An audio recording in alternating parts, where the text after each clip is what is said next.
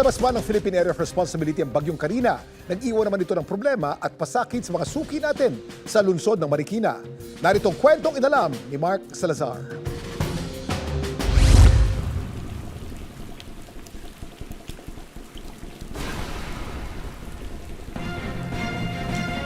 Malapit na kami abutan, guys.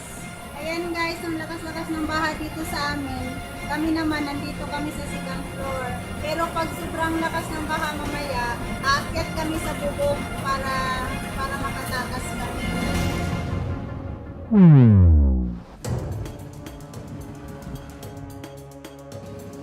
Makapal na putik at patong-patong na mga basura.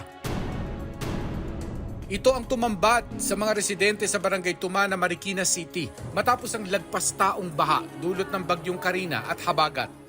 Kani-kanyang linis sa mga residente sa mga naiwan nilang gamit. Sinusubukang isalba ang pwede pang mapakinabangan. Karamihan sa naapektuhan ng pagbaha ang mga negosyo at tindahan sa kahabaan ng Del Rosario Street. Isa rito ang barberya ni Dante Sardani. Pagbukas namin dito, puro putik na po yung yung mga upuan ng barbershop, yung mga foam niya nabasa, hirap na patuyuin po yun.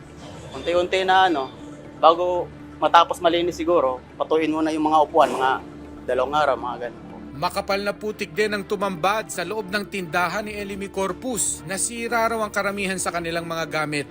Yung kalabasan nila, kundi putik na makapal, nakakapagod. Kaya tiis lang. Lahat po tapon. Sa after 3 years, ngayon lang ulit nangyari sa bagyo na tong Karina. Abala rin sa paghakot ng putik at basura ang mga residenteng sina Geraldine at Carmina. Medyo tumaas ang tubig. Siguro, umabot na rin sa mga bubong. Sabihin natin parang undoy na rin siya kasi lumagpas na rin sa ng mga gate. Kailangan mo na gawin ngayon ay maglinis. Nako, kira pagtulog kay daming gamit. Yung loob namin, daming kalat pa. Ito, bagong bili lang ito. Nagawa ng yelo ang mister ko, yun ang hanap buhay namin. Kailangan kung mayroong tulong. Kung ang iba abala pa sa paglilinis at pagsalba ng kanilang mga negosyo, lakas loob naman na nagbukas ng tindahan at nagtinda ng karne si Esmeraldo. Nung tanghali, pinulaot na namin dahil alam na namin na tataas talaga ang tubig. Nagahan namin yung paglilinis para may tinda namin yung nahilikas namin karne, sayang. Maswerte naman daw at naisalba ni Julan ang mga panindang prutas. Pagpasok ng tubig, yun, inuna namin to evacuate sa Itzbaw Bautista sa school.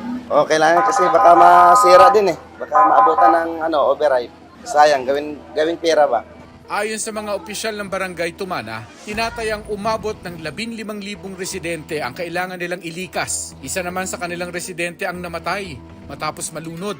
Yung pagbabalik po, yan po kung nasiguro na ang water level po bumaba na ayon sa safe level siya, pwede na po silang bumalik. Food ang pinakakailangan ngayon rice, tapos medicine din siguro kasi marami nagkasakit din lalo na yung sa leptospirosis na gamot.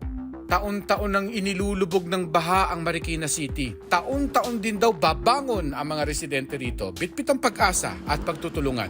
Ako, si Mark Salazar. At yan ang kwentong dapat alam mo.